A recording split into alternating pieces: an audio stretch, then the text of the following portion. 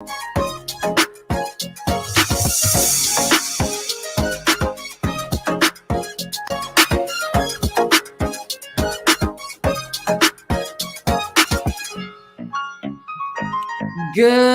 afternoon, Bahamas, and welcome to the Hit Back. I'm your host, Nahaja Black. It's a beautiful day here in the 242. I hope that everybody's doing well, taking care of yourself, and living your best life today. All right, everybody, we got a lot of stuff to talk about today. I got a big show for you. We have my good friend Reece Chipman joining us on the show today, and I'm excited to have him on because we're going to be talking about the importance of transparency, accountability, all of that in government, but in particular in moments of crisis, in particular our crisis of the pandemic called COVID-19. However, before we get to that, I wanted to start off the show with a few things that have been on my mind, a few things that are in the news today that I think is worth mentioning, right? Worth mentioning because of what is in the ethers, what is in the atmosphere. Now, where I have a problem today, ladies and gentlemen, is that as I've said many times on this show, COVID-19 is not a joke. It is real. It is out there. It is in anyone. It is mobilized, moving to and fro. It is a real thing, right? Like, why are we acting like it isn't a real thing? One of the challenges with COVID-19 has been misinformation, right? The need, especially on social media. Y'all, we love social media a lot. Bahamians get most of our news online. We get it through Facebook. We get it through well, depending on your age, right? If you're a millennial, you're getting it some through Instagram, but Twitter, we got Bahamian 242 Twitter, but that's a younger crowd that don't believe everything that is sent to them. Then we got this older group of folks. Everything that is sent to you on your phone, you believe. Get it in the WhatsApps, right? Yeah, it's a whole other kettle of fish. And we like to send false information. Some people are built to be mischievous. They're paid to be mischievous. Some people are just innocently unaware, uninformed. And so they're sending and sharing information that fits their narrative. And that is what has been going on in this country for a long time, pre-COVID. We share what fits our narrative. We like to listen to. If you are leaning conservative, you like Fox U.S. conservative. You like Fox News. It leans and shapes to your narrative of how you view life. If you are more of a liberal or progressive, left-leaning, you love MSNBC. It fits more to your vein. CNN is supposed to be middle of the road, but we know it leans a little bit more moderate or to the left, right?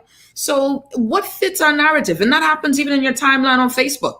One of the challenges with Facebook has been that they create their silos, right? You can find your group, your space, and what you're looking for, what you searched on Google, it'll show up in your timeline. The algorithms work for you. You get the ads that work for you. Google does it. Facebook does it. So now we have where entities are connected, your silo, my silo, misinformation is mingled with pieces of truth. And then we begin to believe what is shaping our narrative. Where it bothers me, and it doesn't, I've come to realize, in the words of the great Commissioner Paul Roll, it is what it is.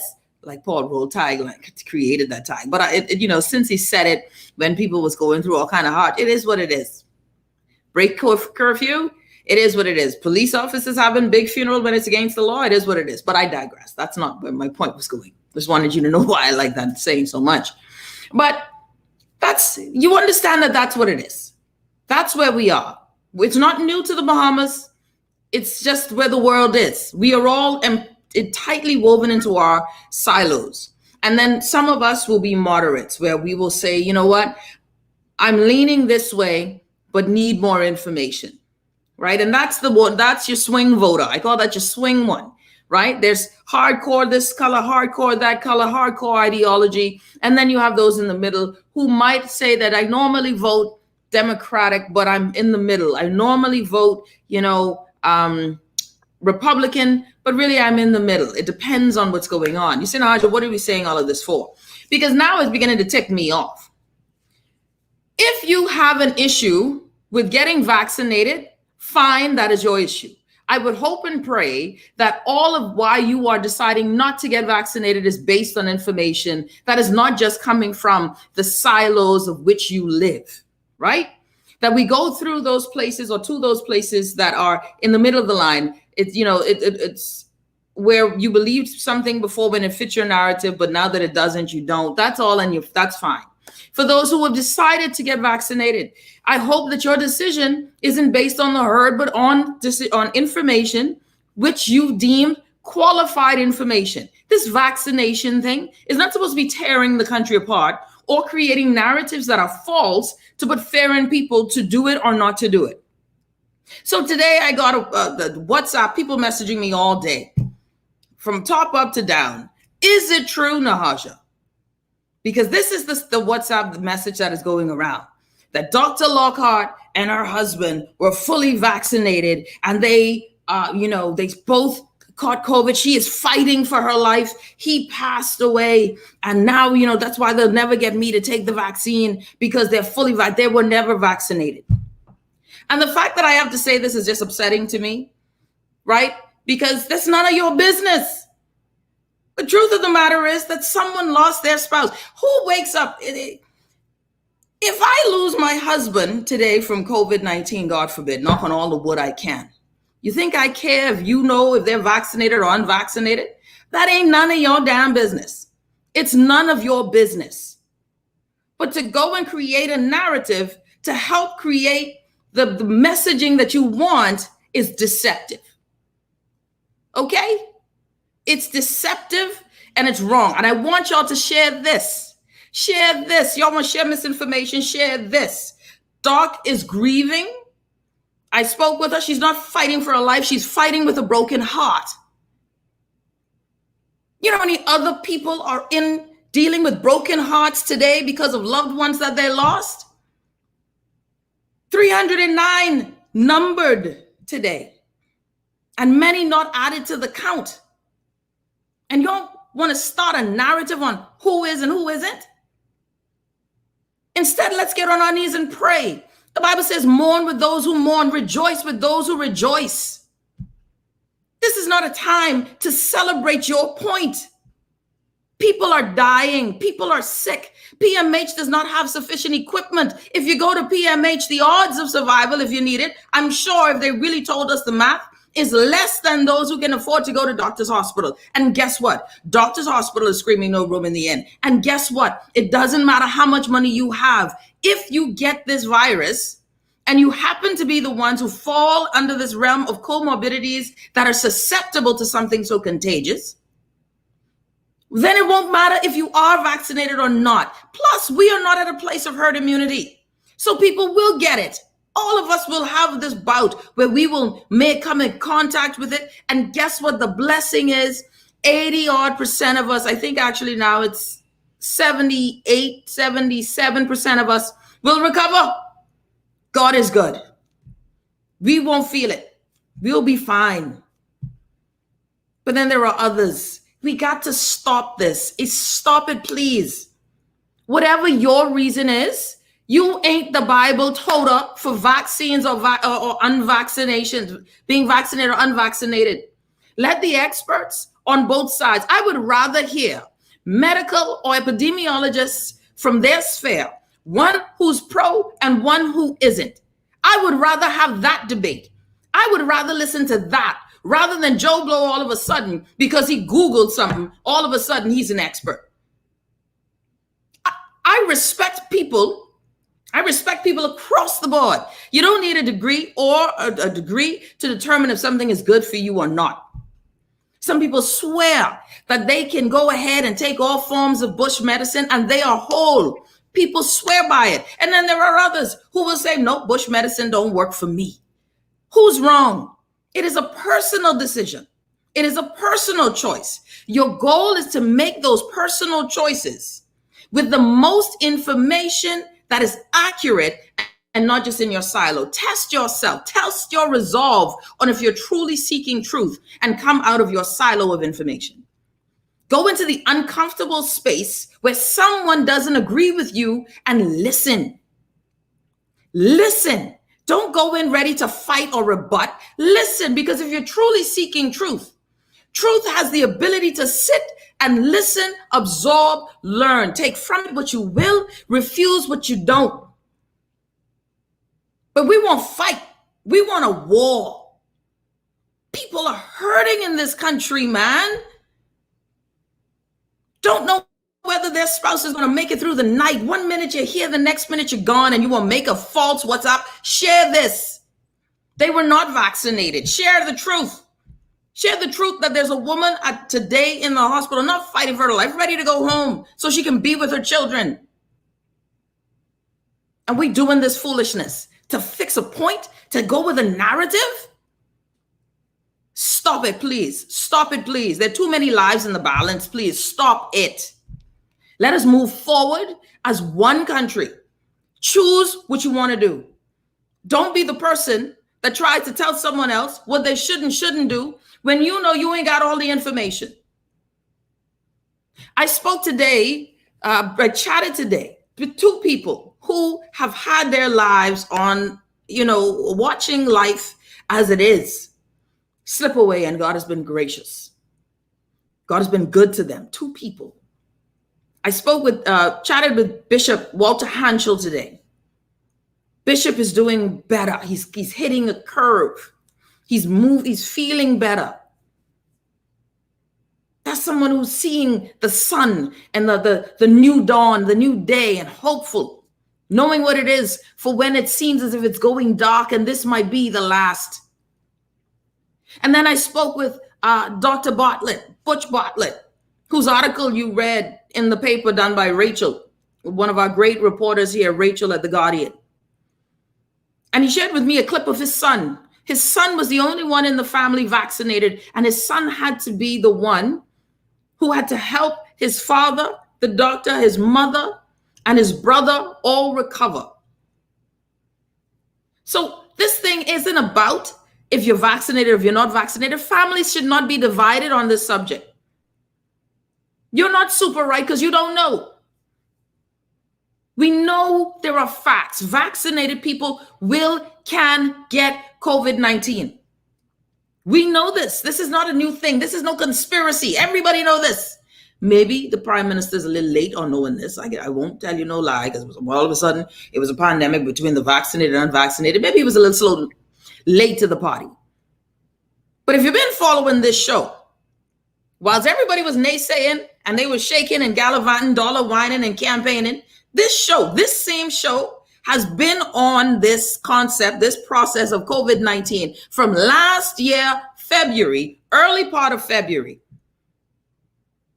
saying we're not ready, we're not prepared, bringing persons. I am no expert.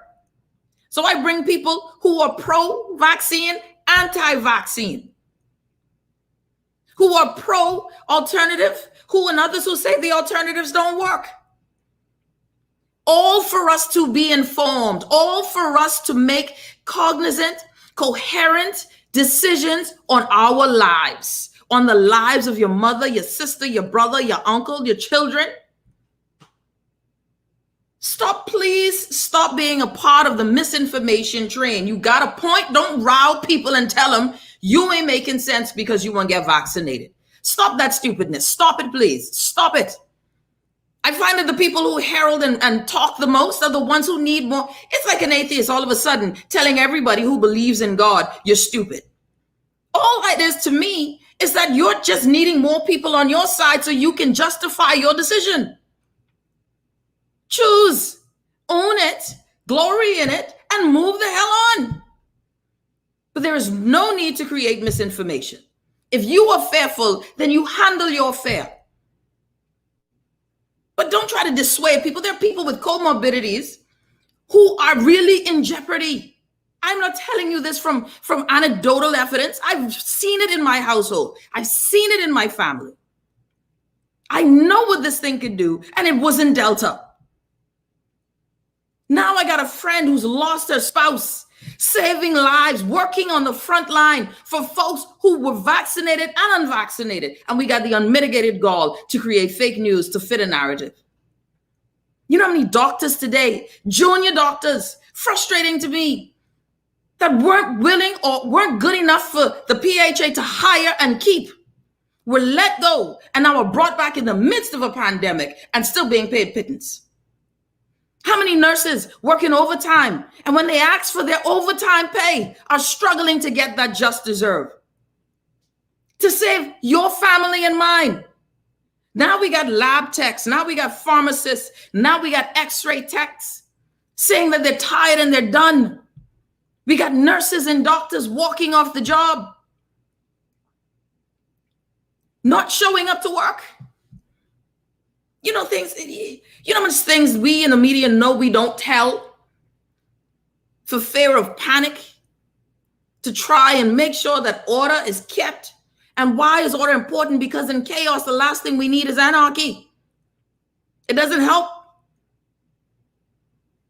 So now we have to be the people, please. It doesn't matter.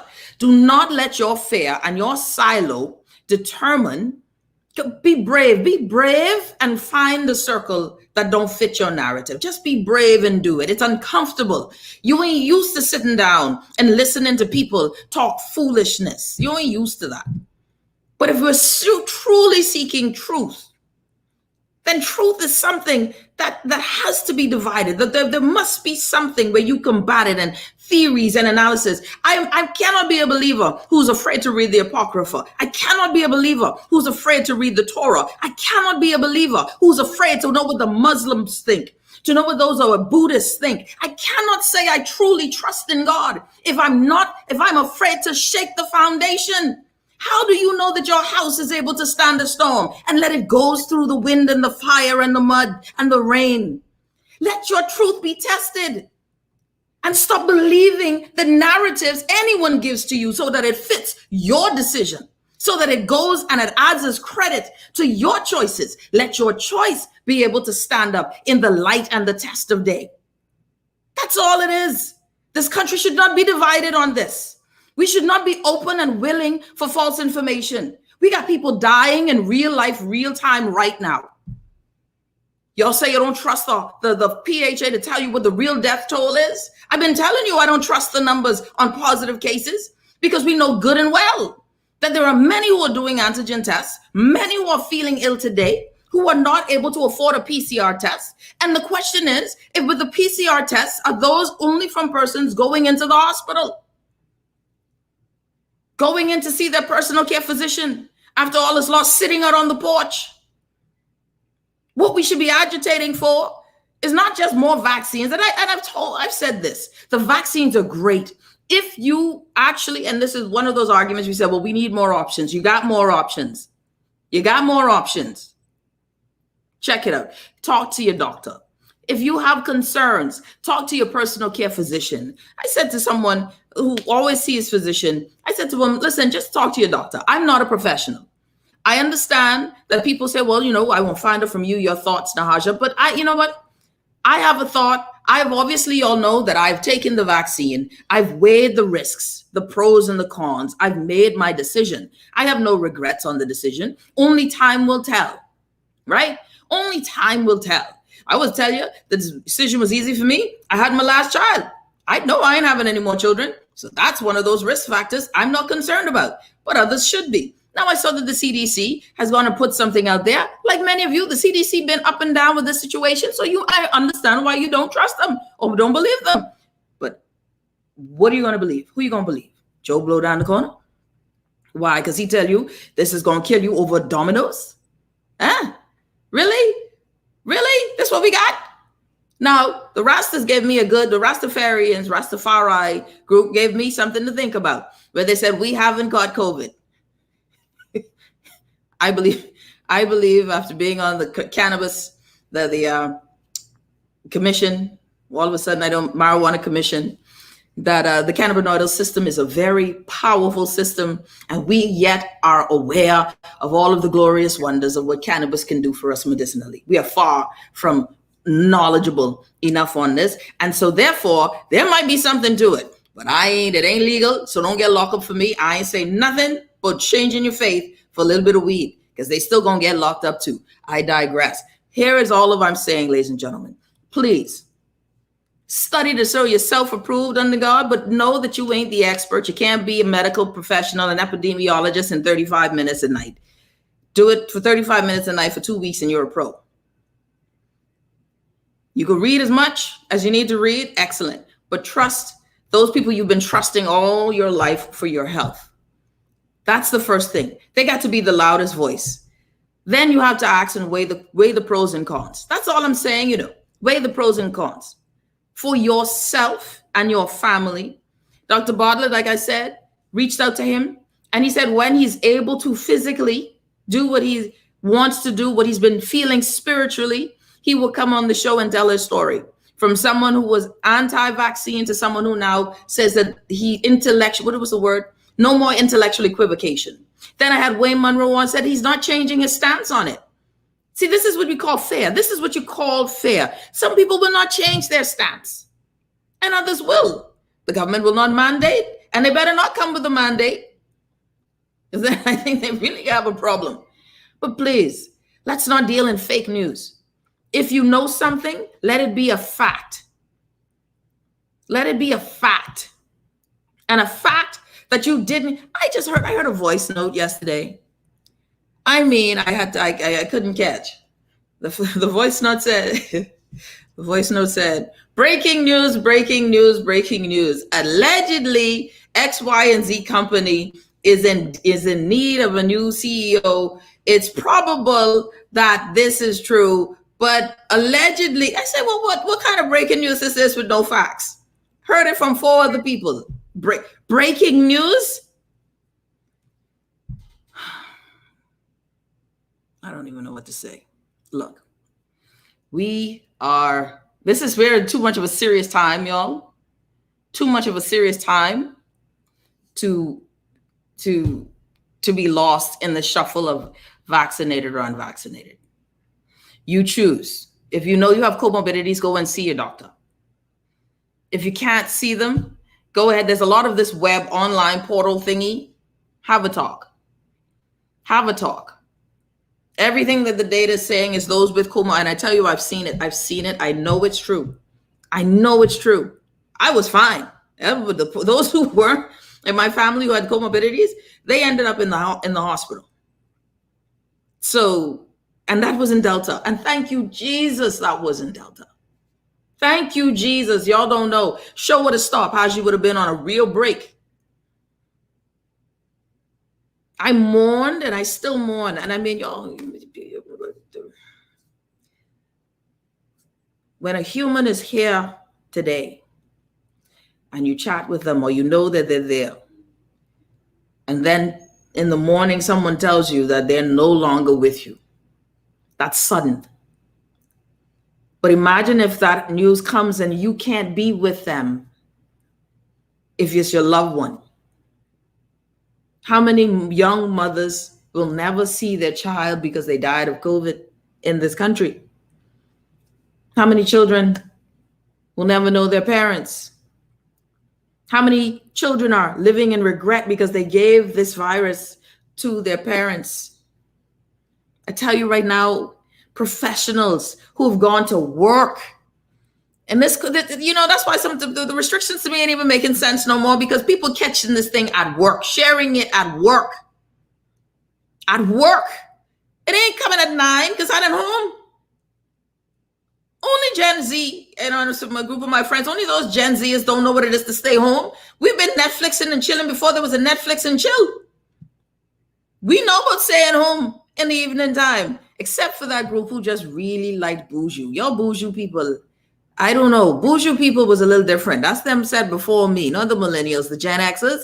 Only bourgeois used to get y'all out the house late, but we digress.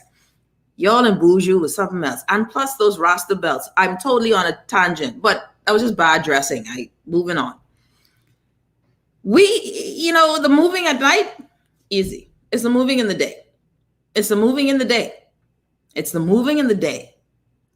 So we're spreading it at work. Workplaces are not telling people to sanitize. Workplaces are not telling people to sanitize. Workplaces are only providing sanitization. Workplaces are not giving people or saying, listen, there's been an outbreak or there's been 1 or 2 persons who are positive. We need y'all to test and quarantine. If I don't know Susie had COVID, I come to work, I go to my church, I go to my family, my mummy. And when we go to mummy them, we take it off our masks. You have to. Employers must be responsible in telling staff that we had someone who was positive. We will be reaching out to anyone who the staff member has said they were in contact with. We will be closed. It's expensive, but we will be closed for X, Y, and Z days to clean up or wipe down. When the business realizes that more than 1 or 2 or 3 people have been positive, then they have to be responsible, because it isn't just the dollars and cents, it's the lives. And if the government has supposedly been supporting and keeping businesses afloat with the taxpayers' dollars, then all of our businesses should be in that glory train, big and small, so that we can keep people out of harm's way. We're not locking down, people aren't getting vaccinated, and the hospital is not getting the equipment it needs. So guess what? The beat goes on. But please, if you are going to have, you made a choice, do not let your choice become your clarion call so that you get more people on your bandwagon. Those who are vaccinated cannot continue to tell people who are unvaccinated you're dumb. That's dumb. You ain't winning no friends with that. You're not making converts. People have a right to be afraid, a right to be concerned. It is still a tested and experimental thing. There hasn't been any sort of legitimacy put behind it. The government refuses to back it with insurance. So people have a right to say no, and they weigh the pros and cons on that as well. But no more fake news, please. No more lies or share. You don't know nothing, so what you talking about? But Dr. Locker, let me go. See, I'm mad. Let me go ahead. I'm going to take a quick break. When we come back, my good friend, independent member of parliament, Reece Chipman, joining me. I see some text messages here I want to get to as well. Someone says, for me, this thing with the Auditor General, can't get any answers from the PM as Minister of Finance, broke the camel back. You're right on that. Someone says, Nahaji, you seem you don't read my messages. I'm sorry. But if you do, will the COVID vaccine damage the natural makeup of our immune systems? I listened to a doctor discussing this. That's a great question. I don't know the answer. And I don't know the answer. That's a good question. Good afternoon, Mrs. Black. What is the Prime Minister? Okay, this one is a little, we'll take a break. So the Rastafarians have their COVID remedy. My remedy is a cool Coke soda, horseback it. Oh, what I wouldn't give for a good Coke soda. All right, everybody. Oh, this is a good one. I see your point and what you're trying to say, but because it's a pet peeve, I have to say that you have it wrong. It's usually the Christians telling the atheists that they are stupid, lost, or ignorant. It goes both ways. I've been a Christian half of my life and atheists half of my life and atheists the other. So I can tell you, you're right about the other stuff though. Thanks. You know what? In this country, if you're Muslim, you're crazy, right? If you any other faith but Christian, you off your rocker, and you're right on that text. So we are extreme. We got to take a break though. When we come back, let's talk about transparency and accountability. Why all of this? I believe all of what we're dealing with, all of what we're going through right now, has a lot to do with that issue of us not being, there's no transparency, accountability. We'll be back after that.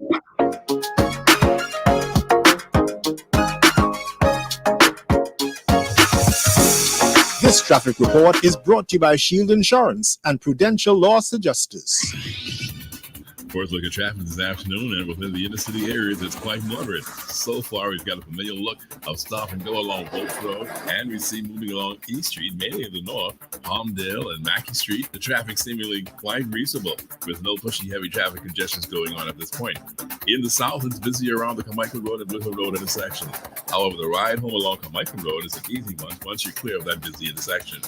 Both Glassy Road and some other along the highway are seeing an active traffic flow, but nothing bounding or accumulating in the southwest that resembles the traffic congestions or lengthy wait time going on. Over West Bay Street, we can see minor stop and go traffic on the route home, but it hasn't built yet any level of congestion that you need to be concerned about. You're getting through quite fine over there. On the east end of the island, certainly nothing to talk about. No accumulation of traffic happening anywhere, actually. Slight slow up at that Prince Charles Drive and Foxton Road traffic light, but nothing to be concerned about. So far, it's a normal afternoon of traffic happening across the island. Still just no level of traffic is crisscrossing everywhere, including the arrival of our Golden Olympic team and their entourage making the rounds this afternoon. There are no other incidents to report or major obstructions to advise you about at this time. This National Traffic Report is all been brought to you by the folks over at J.S. Johnson, the only insurance agents and brokers giving you peace of mind in the Bahamas for over 100 years. At jsjohnson.com, you pay premiums and you can renew policies at any of their branch offices or pay in your own way. Use online banking or through local banks. Call J.S. Johnson at 397-2100 for more info. Reach your sky, look at traffic in real time. I have BAAA. Michael was in a horrible car accident. Prudential Loss Adjusters managed his claim and got him the settlement he deserved. Sierra's roof received hurricane damage. Thanks to Prudential, she and her kids are happy with their claim settlement. Tammy fractured her ankle in a slip and fall. Prudential saved her time, money, and peace of mind. Prudential Loss Adjusters are here for you whenever a tragedy strikes. Call 322-4026 now. Protect the things that really matter to you. Shield Insurance is the insurance company that grows with you to meet your insurance needs through this beautiful adventure we call life. From automobile to home to life and health, boat, liability, construction, and business insurance, Shield has affordable policies, flexible options, friendly service, and the expertise to protect your hard-earned assets. Shield Insurance agents and brokers in Nassau, call 356-7202 or Freeport 352-5945. This is Guardian Radio 96.9 FM. Fresh news, smart talk, all day. Beulah gal, can you believe this? We are now the patrol queens of the neighborhood. We now large and in charge. So we need to check out what's going on in everybody's yard. What about that gun that we know that Junior and his homeboys just ran out? Can we report that too? Of course we can. But we could be in deep trouble if they find out. We need to report what we see, Beulah. When you call Crime Stoppers, they just answer your call in Miami. So then we can report everything? Guns, where they hiding the drugs, who shoot who part of which gang, or who disturbing the peace with the loud music and the motorcycles. Then our neighborhood will be the best in the Bahamas, and everybody go want to come live here. And then our house price will go up, gal. So what we waiting on? What's the number? If you see something, say something. Let us all pitch in and stop the crime before it's your time. Call 328-8477 from Nassau or 242-300-8477 from the Family Islands, or text us through the Crack Crime Bahamas app. Stop the crime before it's your time. Looking for a roomy SUV that's affordable? Take a look at the new Chevrolet Traverse. It seats up to 8 and is ranked best in class for cargo space. Its spacious interior design offers the latest features to keep you and your family entertained. What's more, you'll get up to a 5-year, 100,000-kilometer factory warranty along with Chevrolet's superior engineering and safety record. So, test drive the new Chevrolet Traverse today at Nassau Motor Company on Shirley Street, where standards are higher.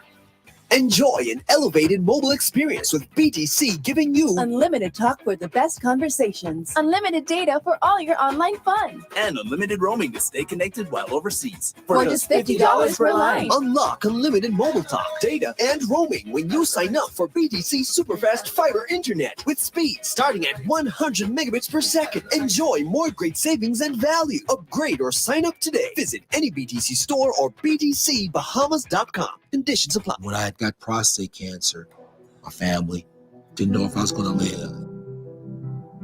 At Cancer Treatment Centers of America, within days, I got an appointment. They presented me with treatment options, and we set up a robotic prostatectomy. When my scans came back, there are no signs of cancer. They don't see you as a number, they see you as a part of the family. I'm going on with my life. That's a real gift. Call us at Cancer Treatment Centers of America. It's the hit back with the hash of black. It's the hit back with the hash of black. It's the hit back with the hash of black. It's the hit back with the hash of black. And we're back. You're listening to the Hit Back with Nahaja Black, Guardian Radio 96.9 FM. Listen, y'all, stop. Don't watch nothing. Stop listening. Lord have mercy. That's all I got to say. Lord have mercy. No more fake news, please. Stop sharing foolishness you can't confirm just to fit your narrative. I didn't preach that message. That message has been brought forth. I left it on the altar. You can throw the tithes in the side basket when you leave. Okay? Church out. We got my good friend joining me, though. Someone who I highly respect. Before it was vogue, before it was sexy to go against the grain. This brother was saying, I can't stand for it. Before it was sexy to be independent in the House of Assembly, people were throwing in all kinds of shade. When this brother of mine said, you ain't doing Dorian right, I can't be a part of this. Now everybody want to talk like they was there for this. Okay. Before, when there was, misinformation on my good brother, and he said, no, dear Mr. Prime Minister, either you apologize or there shall be papers served. This brother has been up and down for the people. I call him a champion. I am not even hiding where I lie when it comes to someone like this. This is a champion in the House of Assembly. My good friend, now that I've gotten to know him, did not know him before he ran for office, did not know him right after he came in. We met, and it's kindred spirits. We are looking for this country, in this country, ladies and gentlemen, for people who are willing to fight when there is no glory. People who are willing to go to battle when they're alone. That is who we're looking for. When there is no reward other than the reward or the hope that change will come. And my good friend now, I call him a friend because I don't want anyone else who are friends if they ain't like this brother. My good friend, Reece Chipman. Reece, how are you, my friend? And you got to unmute your mic before you say a word. Unmute your mic. Hello, Nahaja. It's good to see you. I haven't seen you in a while, and I love to hear. Oh my, thanks. Maria, I'll see. My good friend, I know your wife's hair color is similar. Yes. Yeah. Yes. So I know you'd like it. Yes. But it's good to see you, Reece. How are you? Very good. Very good. The summer's been long. And it's good to be back. It's actually was very good to be back in the House of Assembly too yesterday and the day before, because that was a 3-month break that was said to have been a break. But of course, we came back to discuss and to vote on the emergency order extension. So it's good to be back, and it's good to be home because I was off the island as well. With the kids for some weeks, and so I'm back now, and so it's pretty good to be here and to get back into the swing of things, and of course to see the people of Centerville and to get back to getting on the ground, campaigning also, and of course getting to visit all of the constituents, especially the elderly. Yeah, well, you can't go in groups of greater than 5, so I'm watching your group size, Reece Chipman. I'm watching your group size. Absolutely. I mean, when we talk about campaigning now, campaigning has actually changed a bit. So there's a lot of phone campaigning as well as, you don't go inside. Of course, you keep the numbers down and you try to keep the social distance and, of course, the mask wearing and communicate as quickly and as effectively as you can. But of course, the group size is important too. We have to maintain that. Reece, I'm happy that you're just tuning in. Independent member of Parliament, Reece Chipman for Centerville, on the show with us today. Reece, one of the things that people have grown to know you for as the independent member is that you've always been speaking out with regards to the process of the House of Assembly. What is how things should look, things that we didn't know about. How many, I remember you showed me the different committees. How many committees or I think it was committees or boards that exist. That exist in the country. For somewhere so small, I feel like you have a board of checkers that we probably pay in. It's just so many boards that are in this country, right? So there's so many things that you've taught us. And I think we're all appreciative of that. So this discussion today on transparency and accountability, when I saw the Auditor General's report, I thought of you. When I saw the transparency report by the U.S. Embassy, I thought of you, right? And there was something else. Oh, and the emergency preparedness bill, I thought of you. Because I knew that you were looking at these things. You've been preaching fiscal responsibility. Let's go to the Auditor General's report. Let's go there. The Auditor General's report, I believe, was damning. I believe that it was telling and damning at the same time. When you read it, what did you think? Well, the thing is, I read it and I thought, my first thought was, I think a report like that could have been done at any point in time over the past 15 years. It's something that is a part of the political system where, for example, we're not providing the reports annually, and these are legislative commitments that SOEs have, state-owned enterprises have, or even quasi-government organizations have.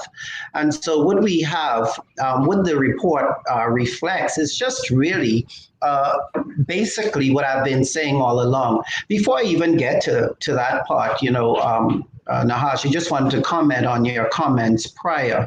And in April of 2018, I had given notice for a select committee on the phenomena of social media, and of course its impact, and of course the negative effect the false and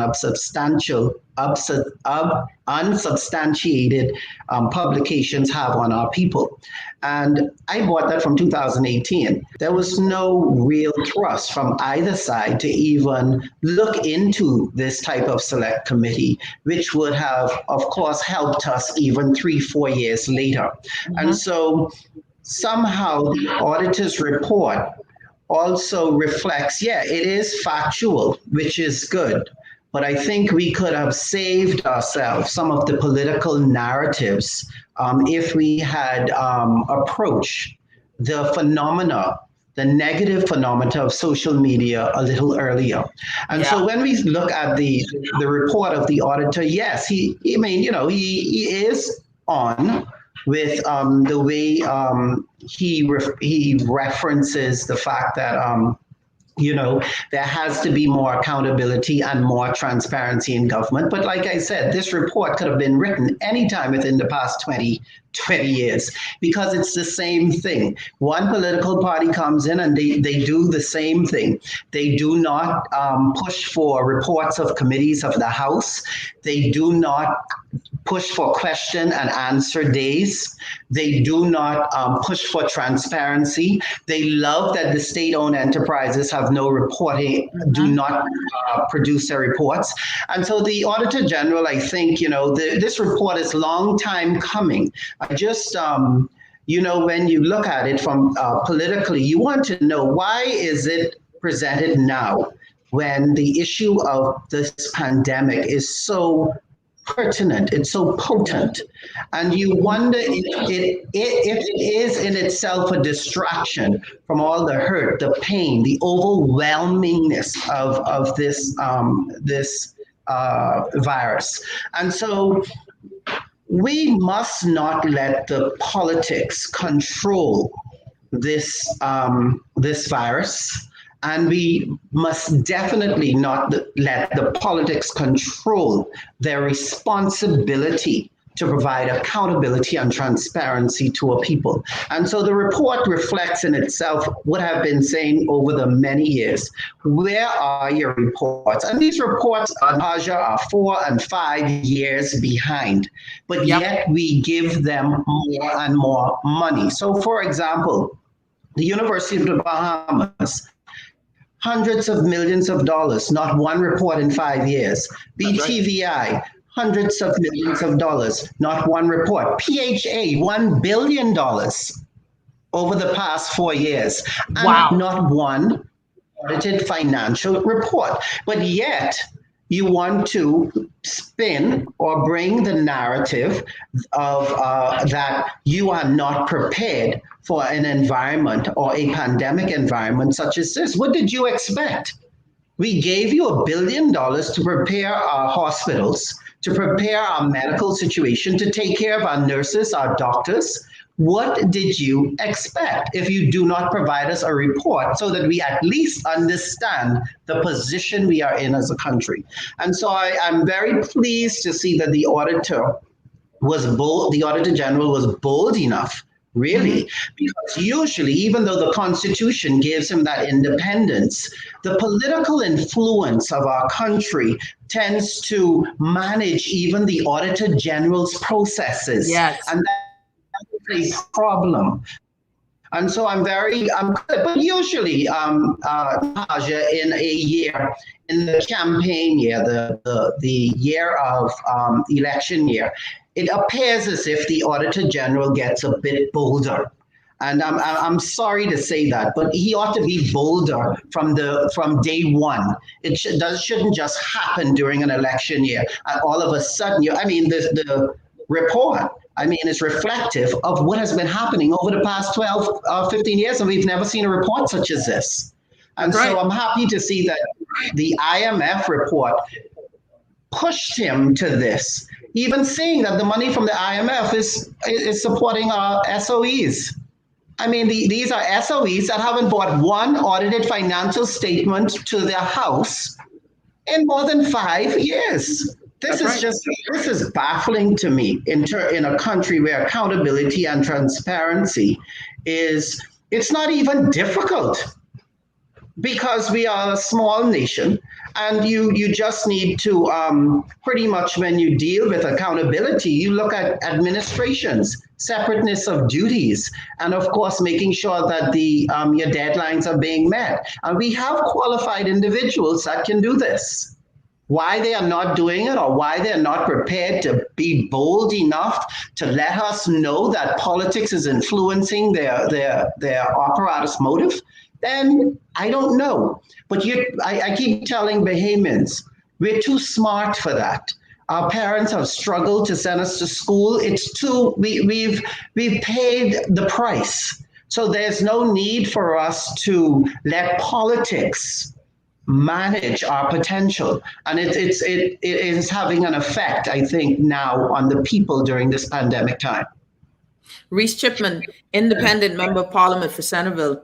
You hit a lot of things on the head there, Reece, and I think some folks are even surprised at the $1 billion worth of money spent with the PHA. And you shared that with me, I think some months back, and I was stunned as well, that we're looking at that amount of spending, but there hasn't been a report in years. There hasn't been any sort of saying this is where the money went to, this is our shortfalls, nothing like that. I was so surprised, Reece, just to learn that we don't do medical billing and coding within PMH. Yeah, there are no major developments in our from the hospital front, even though we've had that amount of money. And when you look at the hospital and you look at people in hallways and you look at we're short in medication. Our nurses aren't paid. Doctors are being turned away in terms of employment, etc. Not with $1 billion, Nahasha, not in this small country. So I think that there is definitely a disconnect between the parliament and the people. And the big gap really is reporting, because if the reporting requirements were met, the people will know what they need to do to be a part of the rebuilding process. And this is why the pandemic now has become such an issue in terms of stifling really the social and mental growth of a people, simply because we're not accountable and we're not transparent. Accountability is the foundation of trust. Someone can count on you, they can count on what you say. And this is when leaders become so popular in a positive way, because the people believe and trust what they say. This administration has had a problem with trust from day one. Almost everything they campaigned on, it was just the opposite. They just did the opposite, And I think that as we move forward and learn more about their inconsistencies, their lack of accountability, which is destroying the very foundation of our country, then I think the people, I know the people will make the right decision at election day. Something that this report, some key points that the Auditor General shared with this was that 70 million or 28% of this 250 was paid to state-owned enterprises, was given to state-owned enterprises, right? And then it said something else that I thought was interesting, where it says, according to the report, the bulk of 33.66 million, so 33.66 million or 13% of the financing was spent to purchase government vehicles, monthly salary deductions, and the repayment of hurricane loan salary deductions. Whereas it goes on to say that overall for the Social Services Department, the 1.65 million disbursement for Hurricane Dorian and the 2.33 million for COVID total $3.99 million, an equivalent of 2% of the $200 million from the IMF. Now, why is that disturbing to me, Reece? Social services, we understand that this was the big talk, right? The big talk was that we spending all this money on social services, we feeding all these people, blah, blah, blah, blah, blah. But when you thought we were borrowing this money, not just to prop up and pay state-owned enterprises that have no key performance indicators, right? That still today, they can't tell us how they found $94 million to buy generators that weren't supposed to be purchased in the same vein, right? They still ain't tell us how they got that money. But we're spending these things and they're declaring it so as they were necessary purchases, but they still don't tell us who are the vendors that we're using. They won't give us the owners' names. They won't tell us anything pertinent so we make sure that this money is actually going to the right places and spaces. But 2% to social services, 2% for Dorian and folks from COVID. Where is the amount? We're talking about $70 million now that they're putting into PHA for COVID, but they can't prove to us that they've ever put anything in there where equipment is shoddy, where you got tents, when they won't fix the rooms, Reece, they won't fix the spaces in the hospital already, or get us help, right? Like, I'm sorry. None of this makes sense to me when they're talking about the spending, and the Auditor General's report just shined a big light on the fact that we're borrowing money from the IMF, which tends to come with some structural issues, but they said it's a rapid finance, so that won't happen, right? But you're not spending it the way that IMF tells you should spend it. So I'm very concerned. I'm very concerned. And as you're sitting as a member of parliament, what do you say to that? Yeah, I am very concerned as well, Nahaja. And, as we look at the, as I walk around and meet and see and greet and know the people of Centerville, you look at the social services percentage, and it's really a problem for us because many of the elderly are actually being taken off of some of these social programs as well. And there are people in Centerville that still need rental assistance that in some vein was promised. And even, if you look and compare to the United States, they have billions of dollars that are set aside for rental assistance that people haven't even yet collected. But here we're short on funding the very constituents that need the government the most. We don't deserve it. That's how we're treated like we don't deserve it, Reece. We don't deserve these things. Well, I said that in the House of Parliament in 2018. I think it's a government that don't think we deserve anything. They really think that the Bahamian people will, we will just get on with whatever it is that we have. And that is a terrible state of mind, because that state of mind trickles into your administration. It trickles into the very environments, the very ministries that the people need. And so when I looked at the report, it is damaging, because you're right. I mean, where are the funds going with so many people dying? Nahaja, there, in Centerville, I mean, there's a death or two every other day. And I'm not saying that it's due to COVID, but, the thing is, stress. It's stress. People ain't going to see the doctors. It's all kind of things.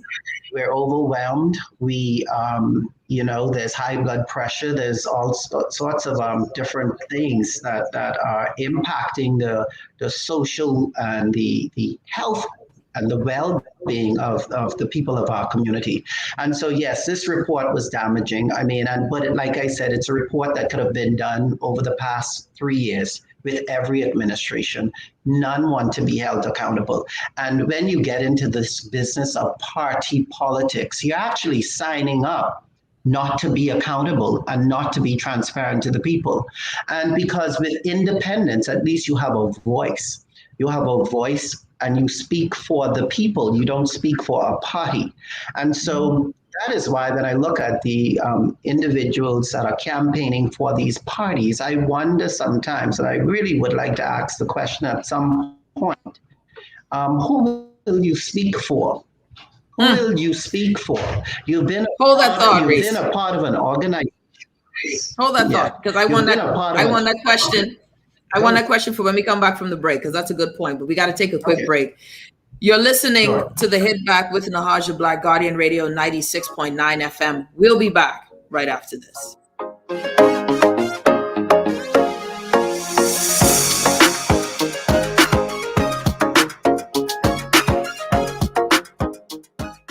This is Guardian Radio 96.9 FM, Nassau, Bahamas.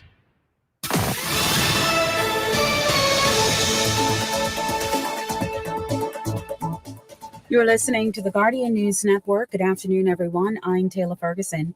Here's what's making news. Thank you so much for tuning in. A physical education teacher at a primary school in Grand Bahama charged in the magistrate's court today with one count of unlawful intercourse with a minor. It is alleged that 39-year-old Valentino Munnings unlawfully had intercourse with a 14-year-old girl. He pled not guilty to the charge and was granted $9,000 bail. He returns to court on December 1st for trial. Senators today passing the resolution to extend the state of emergency to November 13th. Attorney General Carl Bethel calling it sad that opposition members would speak out against a state of emergency extension, insisting it says they would be prepared for there to be no laws safeguarding the public from the virus, even if for just one day. PLP Senator Dr. Michael Darville hit back, insisting it's shameful the Minnis administration saw it fit to release the bill for consultation in its final hours of governance while seeking parliamentary approval for a 3-month extension. The Public Hospitals Authority advising the public that Princess Margaret Hospital and the Grand Bahama Health Services are currently experiencing a sick-out, which has impacted services since this morning. The authority is asking the public to expect delays in accessing services at these institutions and, where possible, to access their services at a later date. PMH Lab Services, Radiology, and Diagnostics have reported staff shortages. The Princess Margaret Hospital morgue has suspended services until further notice. At the Rand Memorial Hospital, lab services are reporting staff shortages, resulting in a delay. Phlebotomy services have been severely impacted, and blood donation services have been suspended. And that's what's making news. I'm Taylor Ferguson. AP News is coming up next.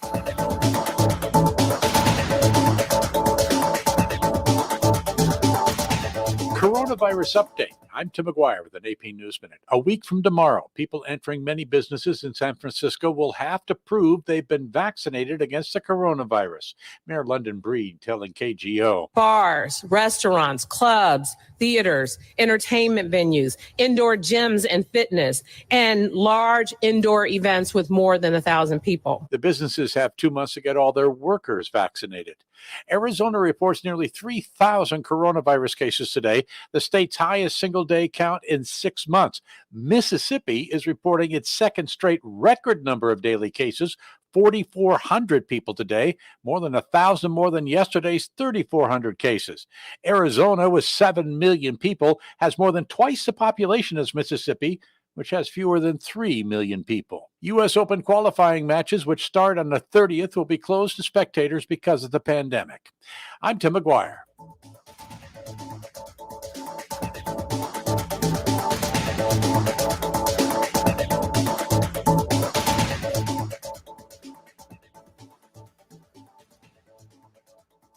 This is Guardian Radio 96.9 FM. Fresh news, smart talk, all day. Tired of banks forcing you to use technology to bank the way they want you to? Your convenience is important.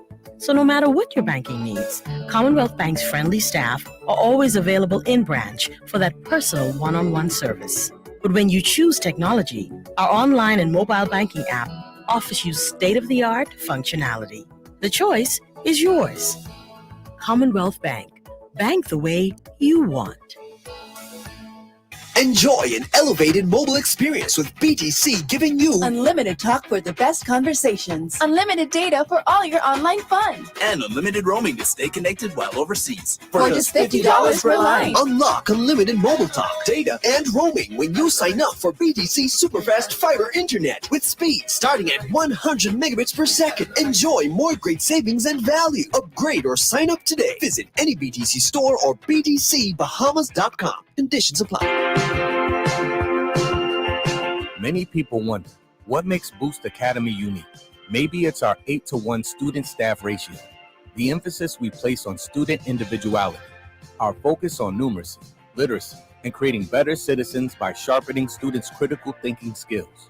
One of our many talented teachers, program facilitators, and mentors.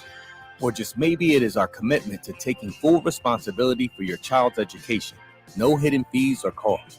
Regardless of what it is, let us help your child reach their full potential. Boost Academy is currently enrolling students of grades 4 through 12. Visit www.boostbahamas.com to apply now. It's the hit back with the hash of black. It's the hit back with the hash of black. It's the hit back with the hash of black. It's the hit back. And we're back. You're listening to the Hit Back with Nahaja Black, Guardian Radio 96.9 FM. Don't forget, everybody, you can watch us online, streaming online on Facebook and YouTube. Of course, we are here every day. Special thanks to the greatest talk radio station in all of the Caribbean, Guardian Radio 96.9 FM, that continues to give us some fresh news, smart talk all day. Is that it? Because I always get it all mixed up all day, whatever. All right, everybody, I hope you're doing well, taking care of yourself, living your best life. I hope that you are social distancing and, mask wearing, washing your hands, all that good stuff. Don't get sick. This ain't the kind of time. Don't be eating all that fast food. Run that fat off. Fat people like me and you, we need to run extra. Get some of that weight off, boo. They ain't gonna put my hip in no bed. Oh, no. Oh, no. Ain't nobody gonna be sponging me, boo. No. I ain't there for that. We got my good friend, Member of Parliament Independent Member of Parliament for Centerville, joining us. And we're talking about transparency and accountability, the importance and the roles of those things, how they're being always, and more recently, Reece, I don't know what's going on. I must say, Reece Chipman joining us here. I don't know what's going on, Reece, but in the past few days, I think the narrative on accountability and transparency has been kind of tough for this administration. Right? Because even before this Auditor General's report, there was the report from the U.S. Embassy talking about our procurement process, talking about patronage and cronyism in essence, calling to light where we rank on the corruption index, right? The irony of it all, Reece. If you recall, there was some leader of ours who went to some sort of corruption event and said that we were one of the most corrupt and started calling out pens, started talking about people who take the pens from work.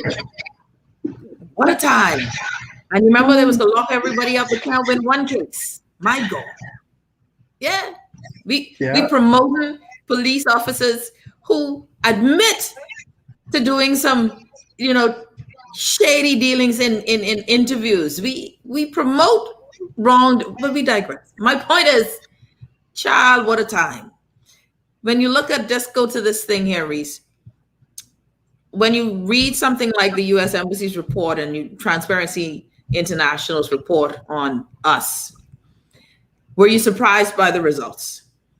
No, I was not surprised because, like I said, for 4 years now, I've been asking them for these reports, at least the reports of the committees and of the House.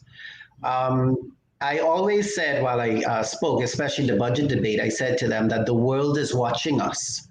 And in saying that the world is watching us, right afterwards, I would say, where are the reports of the committees of the House? And so where's the report of the Public Accounts Committee? I mean, as you can see now, the PLT and BRAVE, they seem to be all over this Auditor General's report, but he is the chairman of the Public Accounts Committee. Preach. So it's really, when you see reports coming from the U.S. like this, I'm like, on corruption, there has to be something wrong if you're $13.2 billion in GDP and the people, 350 to 400,000 of us, are still overwhelmed. We're overwhelmed in our healthcare system. We're overwhelmed in our educational system. We're overwhelmed in our social security systems. There are people who cannot even, we cannot retire. Our people haven't been able to retire in almost 20, 30 years because they've had to continue to work because our social services system, our unfunded pension liabilities are just at a rocket level. And so when you see a corruption report such as that, I look at it and, I say to myself, how can we do better? How can we do better? What did we expect? And so when you have a government where the Public Accounts Committee is not responsive, I mean, the Public Accounts Committee is like a lame duck in the House of Assembly. And after pushing and trying to navigate and get the chairman to at least bring it to the forefront of the House, and we're not getting the reports and couldn't even get that. I was like, this doesn't make too much sense. I'm not going to be able to maximize my potential in this. I think I will do better out of this. And so that is when I started advocating more for the reports of the Public Accounts Committee, because I couldn't be in it on the committee and still telling the committee to bring a report. And so that wasn't going to work for me. But, the thing is with this administration and our governments, I think, this administration in particular, they lack processes. The administration, the capacity of the administration is not ready to govern a people in the way that we need to govern ourselves. For example, they bought the public management emergency bill, and he said he's tabling the bill for public consultation. When since has that happened? Public consultation happens prior to you bringing a bill to the floor of the House. I mean, it's like it's just putting the House of Assembly at the lowest level. Look at the court services bill, the Freedom of Information bill. These were both out for consultation for 2 years. That's right. That's right. Or more, just so that the public can be a part of, and to bring this bill to the House, I think is so it's to the House, and to say that you're only tabling it for consultation. No, when you bring a bill to the House of Assembly, it is first reading. That's a serious place for that to be. That's what I thought. Second reading is the debate. And so even their processes and the way they somehow this administration thinks they are smarter than the people. They really believe that they are not only they're smarter, but they have the dynamics that are going to curtail even COVID. And COVID has shown them that, because look at them, they have had to come in the middle of a period and recall the MPs back to the House. So something is wrong with their judgment, with their expectations. What did they expect when they opened up the borders? What did they expect when you started to talk about 3 and 4 cruise ships? Manage your country. Maybe we don't need so many airlines, no matter that it looks good and sounds good. We may not need that many airlines in all at one time. We may not need 4 ships in the harbor right now. We have 2, that's enough, and let us manage that. But this administration has taken away even the very fabric of the qualifications of our ministries, and has just left us and the people out to dry, just hanging on every decision that they're making, and it's not working. and they just refuse to accept responsibility, which is accountability, because if you are accountable, then that means you are responsible. And then when you are transparent, it also means that you're inclusive and you want to make us aware so that we can all be a part of the rebuilding process. And so I think there's something about how new and how inexperienced this administration is when it comes to governance. And you don't have to be experienced. You just have to be able to appreciate and recognize talent. That's it. Recognize the people. Stop throwing talent aside as if it's nothing just because you are the MP or because you are the prime minister. That you're not, there are things that you need to understand, like administrative structures, like what it means to be accountable and meeting your legal obligations, what it means to be transparent, what it means to minimize corruption before you go out there just saying whatever comes off from the top of your head. And so I believe that you are the country, even with questions and answers day, if you even allowed that to be a day, we would be so much farther ahead, because now we get to interact. We get to be a little bit more transparent on what it is that we would like to accomplish and how we're going to do it, even in such a pandemic. And this pandemic is even more overwhelming, Nahaja, because of our lack of accountability and transparency, our lack of reporting, our lack of connecting with our people. You know, we're just losing it. And so every day is a hard day for us. It's very hard mentally in terms of just trying to figure out what is best for us and our families health-wise, and then looking at what is the future, what does our future look like? And with the foundation not in place, you almost cannot be intentional about your direction. And so I think this government is way off in terms of their direction. I think their GPS is broken. And they do not have the humility to ask for help or assistance. And so that's where we're at. You know, we have a Freedom of Information Act that has been passed, but yet no appointed day notice, which means that it isn't even effective. We have the fisheries bill, where they carved out just 1 or 2 or 3, I think about 5 sections, and left the real sections of accountability. They didn't even give those sections the appointed day notice. They had a procurement. Really? Oh, no, the fisheries bill, the part that holds you accountable, they did not, those sections were not approved in terms of giving the appointed day notice.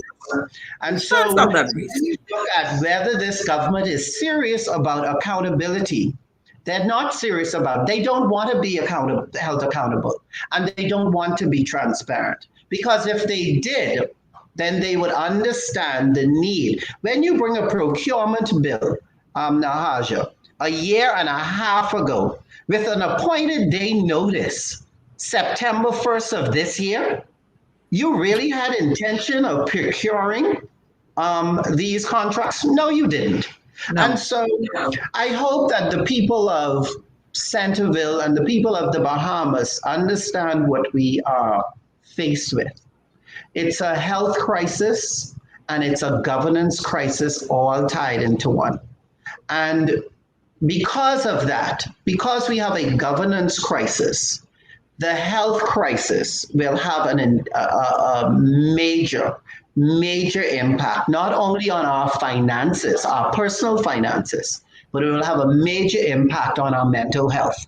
And so I think it's important for us, like what you did today, Nahaja, was share your understanding and your belief of how to approach the information, this flooding of information that we're getting from social media and elsewhere, how to approach that in decision making, because it is about the family, it is about the people. And I think that once we understand that, we will move along and we will be ready for election day, because election day is crucial. It's crucial. Yeah, it's crucial. And you know, we will be living through a COVID environment even at election time. I don't see it going away, and it will not go away. And so we need to learn how to live with it, being responsible, making decisions that are in the best interests of our family, our country, and our people. But it will be here even in and during an election time. And so politicizing it won't help either party. You know, it wouldn't help either party. And they themselves, I think, don't even know it, because their message is not resonating. The people who they are paying to send the narrative, it's back. It's not even, you know, even the people who are getting paid are getting frustrated. That's right. Because, yeah, because they can't get paid if the narrative don't go out right. And so when the person who paying realize that it ain't hitting home, they can start to slow up and back up on the payment. And so I think what we need to do is start to take some let's, you know, be responsible. You know, I'm not going to put out a narrative. I don't care whether it's a party narrative or not. That is not true. That's it. Okay, so it has to be truth for me to even start to talk about it. Or I have to believe that it is. And then, of course, reference my belief. But I think we ought to come together as a people and recognize what is at stake. And what is at stake? The lives, the livelihood of our children, that's at stake. Would you trust this government or our party system to take care of your children? Because that's what you're going to leave here. You're going to leave your children, our children, the children of the Bahamas going to be left in the hands of governments. Let me ask you something, Reece Chipman. Reece Chipman, independent member. It's what I have to say. Go on. Independent member here with us, Sanderville, Reece Chipman. Let me ask you this, Reece. Let's talk about the Public Accounts Committee, right? Help me. Now, the fact that, and I'm glad you brought this up, the fact that we had the U.S. Embassy's report, right? We know that the Speaker of the House, you know, what it was, undo? What's the right word? Yeah, anyways, he reversed. Reverse. He reversed the impediment to what the Public Accounts Committee could do, which was demand for papers to come, not needing for the present government to, you know, hold or have any control of what can be brought forth in terms of information or evidence when we're investigating something. This now is the power back in the hands, supposedly, of the people, if it's in the hands of the righteous opposition. And I'm glad you brought this up, Reece, because we've got the Auditor General's report. We've gotten, the Transparency International, the U.S. Embassy hit some hard points. We know for certain that there is money being spent during this emergency use where you're questioning the transparency of contracts. The Auditor General asks that. Who's the rightful owner of these places? How are we not discussing the fact that we've got party people who are connected to the Prime Minister, to the entire party of the Free National Movement, when we're talking about our museums, where you were the chairman, where there's PPPs with management of this, where money is made that has direct connection to party affiliations. Why is it that, first question, where would the Public Accounts Committee come in with these sort of investigations? And why is it important that they be the ones to do these investigations? Yeah, well, they should have come in as soon as they recognized that they had a question or there was a concern. And they should have gone after it hard. You don't just sit back and allow the governing party to control also the opposition. And that is what was happening. And that actually was happening for a long time. Because what happens is when the other party comes in, they want to benefit from that same law. Yeah, that's what. And so that is why the law that was done by the last House Speaker, they kind of kept it there until, of course, Moultrie would have reversed it now. But there was no battering to say, wait a minute, what is wrong? We need help. We need some stuff. We need information. We want to know how the money is being spent.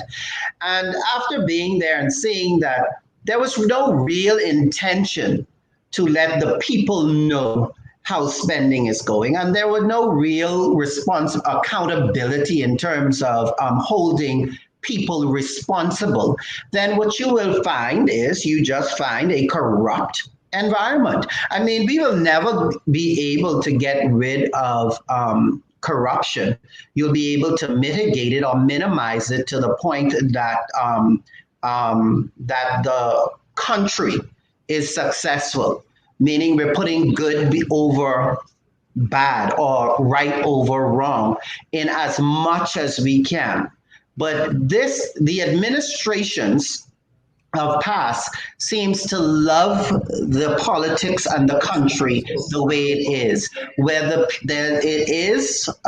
there may be levels or tiers of corrupt behavior, and they seem to think that they're okay with that. Once, I guess, I don't know. I mean, I myself don't know where the money goes. Or how consolidated funds and how much it goes, because you're right, we never got a report on how much money was donated through Dorian. We never saw that. Even with the emergency orders, there was a report that's supposed to have taken place in terms of spending there as well, and I don't recall seeing that either. I think that the people need to hold the governments accountable. And it's a shame, Nahaja, that the US have to do a report like that, or the Auditor General has to do a report like that. And you know what it does? It speaks to lazy governance. We're lazy. We don't want to do no work.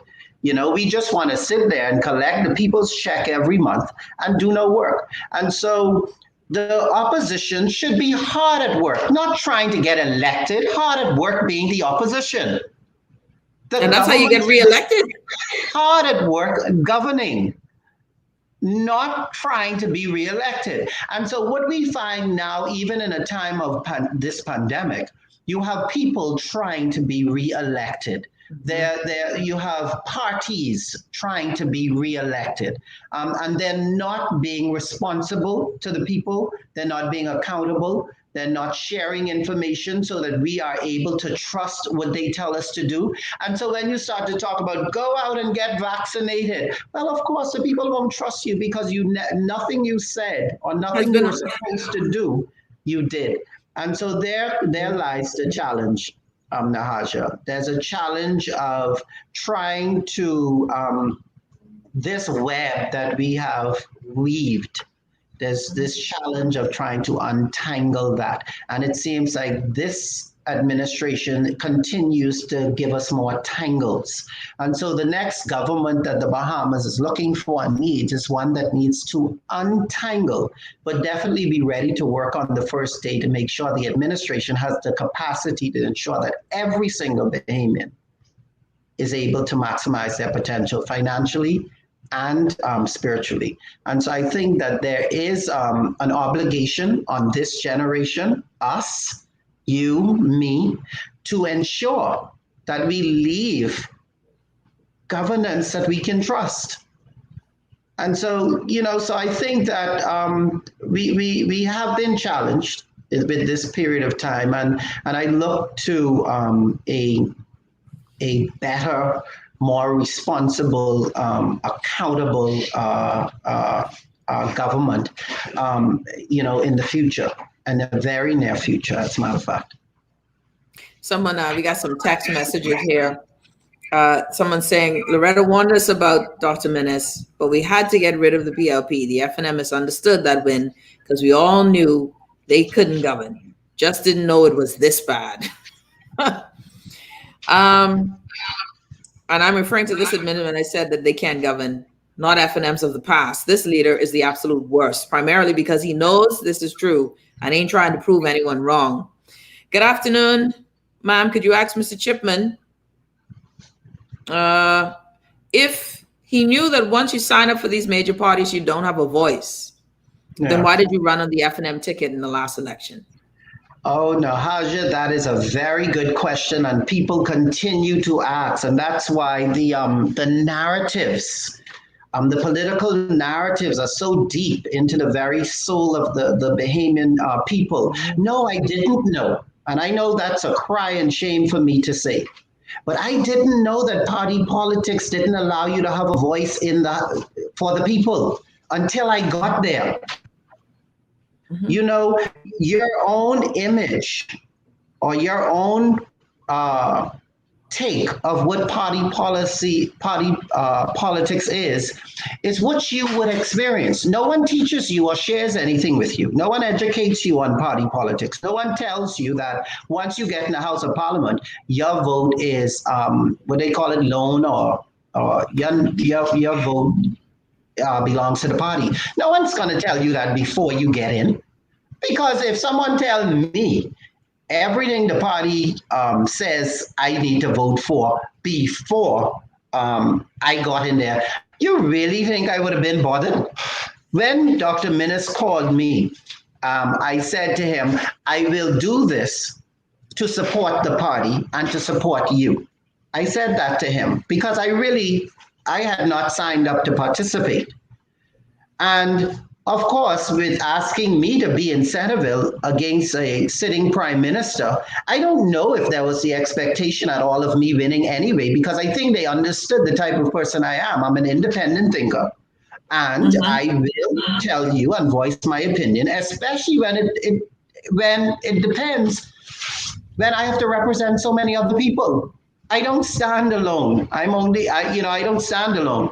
And so when I did it, I really didn't know. And so I'm glad that person asked, but I want her to ask every other person running for a party that same question. And if they can tell you, if they can give you the answer, then you let me know who they are, because then they need to be independent. But for the most part, as a individual who is going into an election, the only thing you know about the party, in some cases, now I knew a little bit more, but the only thing most will know about the party is the color. Some of them don't even know the history. But before I got involved, I went around and I discussed the history with Sir Arthur and all of the other persons that have been before me.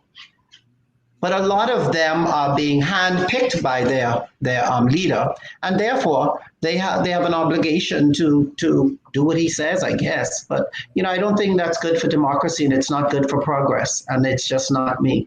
I like progressive. I don't think everyone should agree with what I say. I don't agree with everything you say. But at the end of the day, we must be, the majority wins, and we work in the best interest of the people. Reece Chipman, independent member of parliament. Wow, this revelation makes Mr. Chipman a hero in my books. $1 billion in 4 years. And people are still, surprised really about the amount of money that PHA has gotten over the past 4 years. And I think that will stick with folks, knowing full well that we just gave $70 million more, still no accounting of it, right? Still no accounting. We're going to take a quick break. And this is something that I know you've asked for, Reece, on the floor. You've asked for a report. I mean, for many years, because once you're giving money away, you want to see, how the organization has been doing, so you want to see how they're performing. When people come to me and talk about their salaries not being paid by the government, I always go back to the reports to see why they would not have been paid. And it's very difficult to share with people why you weren't paid when the government gave so much money for this particular cause. And so I think, again, too many times we come into politics to become, I guess, rich. I think people think the narrative is that it's a business. and you get in it, and you'll be wealthy overnight because maybe that is what they might have seen in some circumstances. But public service doesn't require that.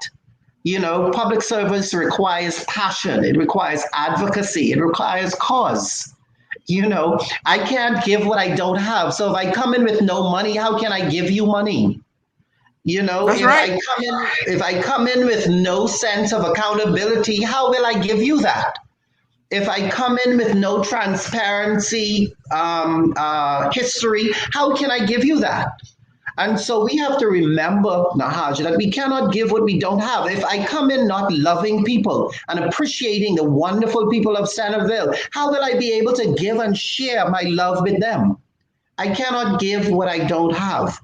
I can only give what I have.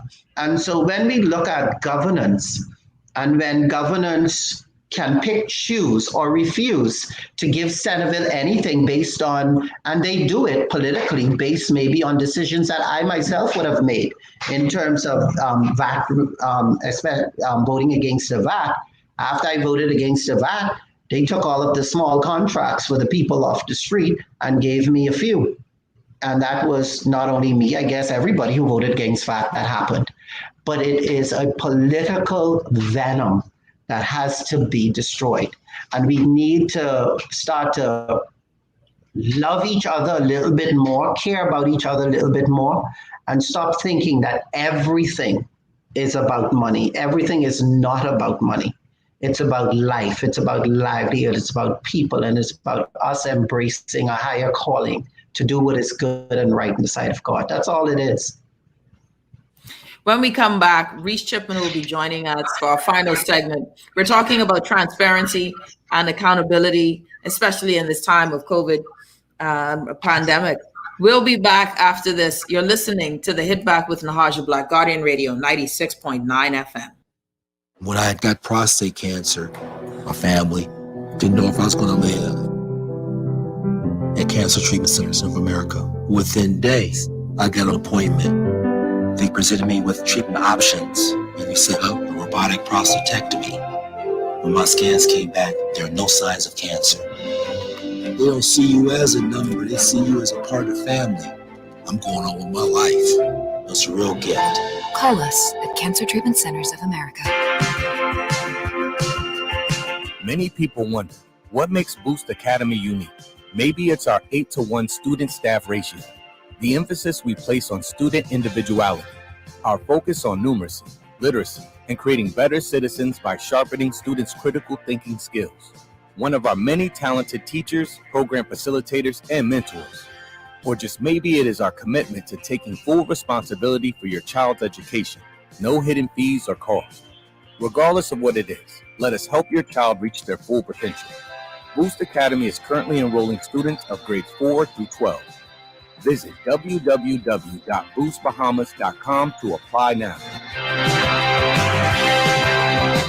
Enjoy an elevated mobile experience with BTC, giving you unlimited talk for the best conversations, unlimited data for all your online fun, and unlimited roaming to stay connected while overseas. For just $50 per line. Unlock unlimited mobile talk, data, and roaming when you sign up for BTC Superfast Fiber Internet with speed starting at 100 megabits per second. Enjoy more great savings and value. Upgrade or sign up today. Visit any BTC store or btcbahamas.com. Conditions apply. Tired of banks forcing you to use technology to bank the way they want you to? Your convenience is important. So no matter what your banking needs, Commonwealth Bank's friendly staff are always available in branch for that personal one-on-one service. But when you choose technology, our online and mobile banking app offers you state-of-the-art functionality. The choice is yours. Commonwealth Bank. Bank the way you want. This is Guardian Radio, 96.9 FM, Nassau, Bahamas. It's the Hit Back with Nahaja Black. It's the Hit Back with Nahaja Black. It's the Hit Back with Nahaja Black. It's the Hit Back with Nahaja Black. And we're back. You're listening to the Hit Back with Nahaja Black, Guardian Radio 96.9 FM. Please, y'all, be mindful of stuff that you're hearing and learning about on social media. It's a lot of misinformation. I said earlier in the show, there's a WhatsApp message going on and around about Dr. Lockhart and her husband using it as some sort of tool to suggest why you shouldn't get vaccinated. If you choose to get vaccinated or not, know that you need to, put your position in the light of day. Put your position with those who don't even agree with you. Sit and listen. But for the record, that is fake news. Unfortunately, the only thing true about that is that Doc lost her husband. That's the only truth in that WhatsApp message. That today, I wish that was fake news. I wish that was fake news, that Mr. Laverne Lockhart was still with us, but that is true. But Doc is doing well. She's ready to go home, of course, to be with her family. And no, they were not vaccinated, but it was not because she didn't believe in vaccines. It was that she was waiting on alternatives. And so that is the story there. But we have joining us talking about transparency and accountability, talking with us about, in particular, why this is so important. The Auditor General's report, the U.S. Embassy's report, even central bank putting out its own statement with regards to insurance percentages still, how much of it is still not being spent or paid out for Dorian. Reece Chipman joining us. Reece, welcome to the show again. Something that I wanted to read to you, a text message. And I thought it was interesting, right? The sad reality is, there is not much an independent can do. This is what this person is typing. Moultrie took the opportunity to make a change in the House of Assembly while sitting in the chair that gave him the liberty to do so. How many have been in that chair and didn't do it? Talking about the speaker. How many just sit there and grin and bang on the table who could really affect change? Talking about the members. We are in a whirlwind. We just keep spinning around and around and around. And that's it. Your thoughts on that? Well, the question will always come up, what can an independent do? Well, an independent can do the same as a sitting member of parliament in the party can do if the party doesn't think you or your constituency deserve anything. And so, for example, if I were an F&M MP, I'm in Centerville, and they don't think Centerville deserves anything, then they don't do much for Centerville. They do whatever they want to do for the seats that they think they will win again, in some cases, or they just leave you hanging there on the side and you just get through the 5 years. I wasn't willing to just sit there and be a lame duck when I'm representing more than 10,000 people. I was willing to be a voice for them. I was willing to champion their ideas, their causes. And so, yes, an independent MP can do quite a lot, right? Because we are given some subsidy that we can use to assist. It may not be much, but it's enough to help people as much as you can. And so, notwithstanding that, you are actually able to be a voice for the people and be a voice for your children, the next generation of Bahamians. And that's a big, big deal. It's bigger than what one may think is doing something. Having a voice and be able to speak and be able to contribute to the very community of which I'm from is most empowering for me. And I will continue to do so. Reece, I have to ask you this question. Reece Chipman joining us, independent member of parliament for Centerville. Dorian and COVID, you decided you saw some challenges with the administrative, with the way things were getting done, and during the tragedy of Hurricane Dorian and its impact on people. And someone from Abaco is saying, why is the watchtower still down, right? Why is the aviation watchtower still down? And folks are frustrated there and wanting you to ask when you go into the House again, can you bring that up for the people of North Abaco, please? But there were some challenges that you saw. Yes. And you were within the party then, but I'm sure you weren't in the higher upper echelons of the party at this point. Right. But now we're here with COVID-19. And I have to ask, were there similarities in how we've dealt with them, how you saw the administration deal with them? Are you seeing similarities that frustrated you the first time Or has there been some improvements with the dealing? Are you surprised with the way we've been handling COVID, even though COVID-19 is a health crisis? Some will argue that Dorian was not just a financial crisis, but also a health one too, in certain regards. Do you see any similarities and differences with the way we've handled this? Yeah, there are some similarities and there are some differences. I think with Dorian, there was pretty much what struck me the most was that we had a Disaster Preparedness Act that wasn't being followed. And when you ask them about it, they seem to ignore the fact that a disaster recovery report or expectation report to say how prepared they are for the next hurricane season was to be reported and signed on. And they didn't see, obviously, the need for that. Not only that, when you got into the amount of debts and seeing how unaccountable they were in terms of families, debts, housing, immigration, the border control in terms of diseases that may come about during a hurricane season. When you see those sorts of things happening, it really Nahaj, it was so difficult for me to watch bodies in a road in my country like that. I mean, and I know it is, and it's not an administration's fault that we had a Category 5, but it's an administration's responsibility to be able to take its people and its country out of a situation in a way that is humane. In a way that is accountable and responsible.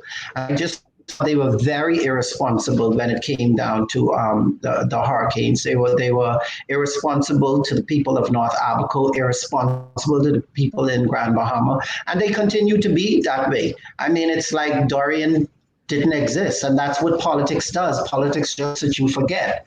When you come to this with COVID, I think they tried to become a little bit more politically expedient by trying to, I don't want to use the word use, because they did take into consideration our healthcare professionals.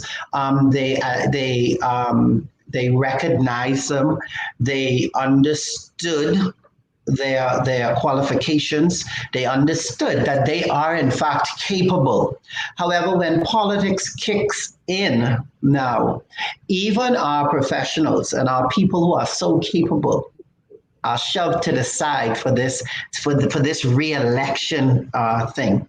And so a lot of these persons who would have been at the forefront in terms of the medical profession, they may not want to say how difficult it is dealing with politicians in the Bahamas. But we all, our professionals, our qualified persons, our licensees, we have a difficult time with our politics. And this is why the country cannot grow for its people. It's because the politics controls almost every single dollar that you make. And that's a broad statement, but it's true. The economy is driven off of what a politician believes or thinks you should have. And if they think you shouldn't have anything, you wouldn't. And if they don't think you should be on this show or talk show here or there, they call and see how they could manipulate it and get around it. We have to stop that. That is not sustainable. It will come to a head at some point. And right now, that's what COVID did. It brings it to a head. We are now realizing, Nahaja, that we, the Bahamian people, have taken care of ourselves. It wasn't a party. And what these parties put you through for that little $1,000 a month contract, the run up and down you have to do to go to this ministry, that one saying here, you even come out to the House of Assembly. These people come to the House of Assembly, say this one, say call them, I am here. And they sit there, Nahaja, for hours, for days, waiting on a contract to clean maybe a street. And It depends on how the politician feel, I guess. You get a monthly contract, or you might just get a one-off, maybe $100 or $200 for sitting out there, I guess, all that time, wasting your time. But we have to. So when you talk about the comparisons of how they handle both, the difference was that the politics seemed to tap into the health professionals because they realized they couldn't do it without it. With Dorian, they didn't need them. They throw Nema like Nema wasn't nothing. That's right. Nema didn't exist. They didn't try to promote Nema. They even came up with a new ministry of disaster. That's right. And got Nema. So it means that the politics wasn't serious. The politics wanted the politics way. You see? And with COVID, they couldn't get it the politics way without including the medical professionals. And what they did with the medical professionals is, yes, they recognized them, and boy, they played up. And they're still trying to play a political game with them. But the good thing about our medical professionals and our nurses, and I think we are smarter than they think. We know that we know the end game. We know the end game, and there has to be an end game. Let's get a call over. Got a call on the line. Caller, you're on the hit back. Welcome. Good evening, Dua. Hello. Yes, good evening. You and Travis Robinson, right? You have to vote against that because of the nature of your constituents, right? If you have an issue here, UB did a study on livable wages, like $600 a week. The PLP says, well, they got to grow the economy. My question to you is the growth in the economy beneficial for the workers or for the corporation? I mean, the employers. You see, I don't see why the economy has to go for you to legislate a livable wage.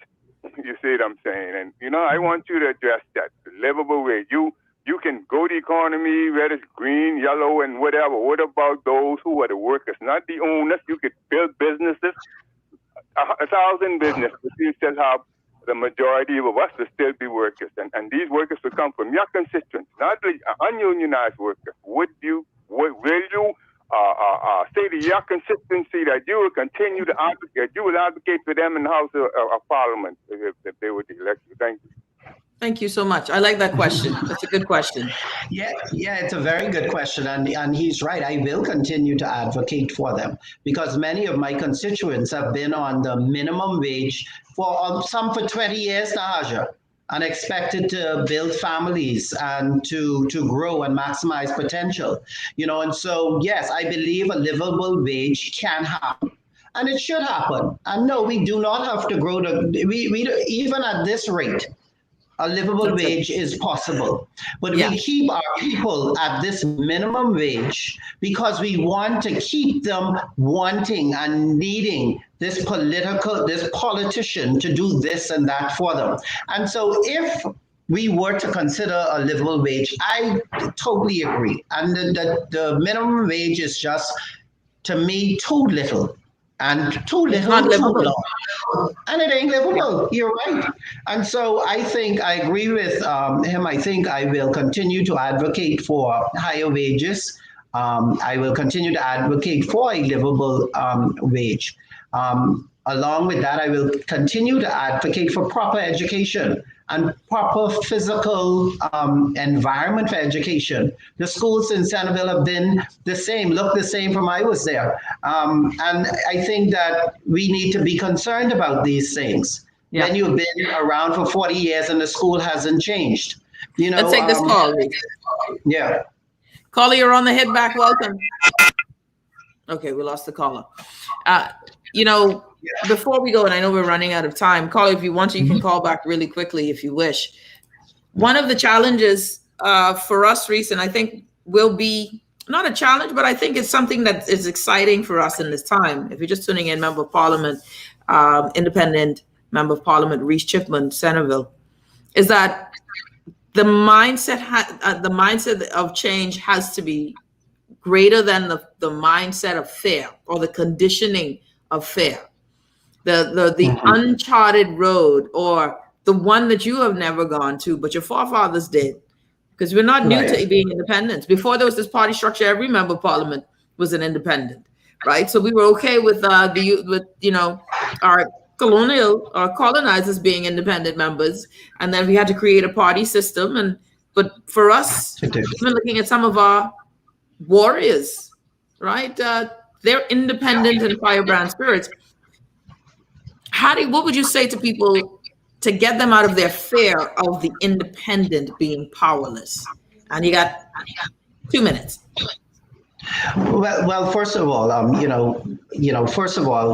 let me say that both parties, right, have abandoned the principle of accountability and transparency. Both, they just abandoned it. They're not interested in either or. But what do I say to those people who have a fear of an independent representative? Is what I say to my constituents and any forum I get to speak to, is that you are an independent person. You have done it yourself. Don't let the parties make you believe that you didn't do it. You brought up your children. You made sure they were fed. You made sure they went to school. You made sure you had something to eat.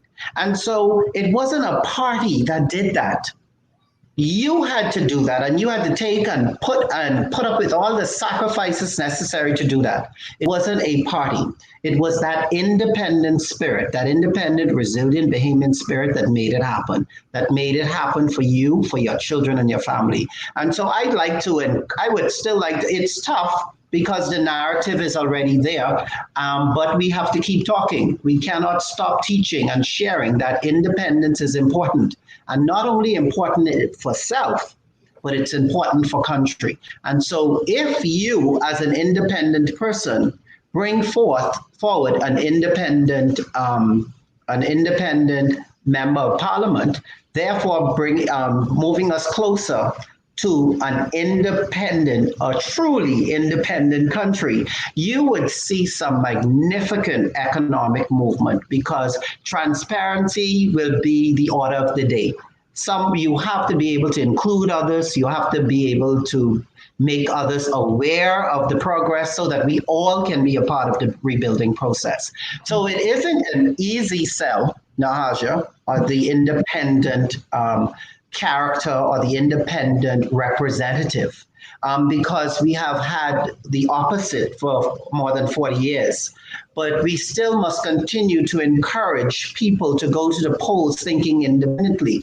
Think about the track records of your people who are vying for office. I mean, my track record before I even entered the House of Parliament was, I supported the Diabetic Association, the Ranfley Home.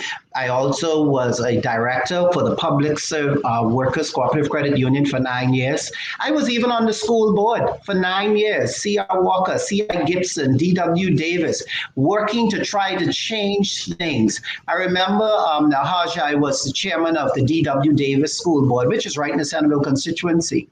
And we were trying to change the name from the Rat Bats to the Royals, because we had the Rat Bats had such a negative connotation. And guess what? Finally, it got done. So, and it wasn't easy, but it was a struggle, a movement to change the mindset of a people, of students, of constituents. We gotta go. We gotta go. We well past our time. Thank you. I love you. Talk soon. Thank you. All right, everyone. You're listening to the Hit Back with Nahaja Black. See you guys tomorrow. We're out. Urging more Bahamians to get vaccinated.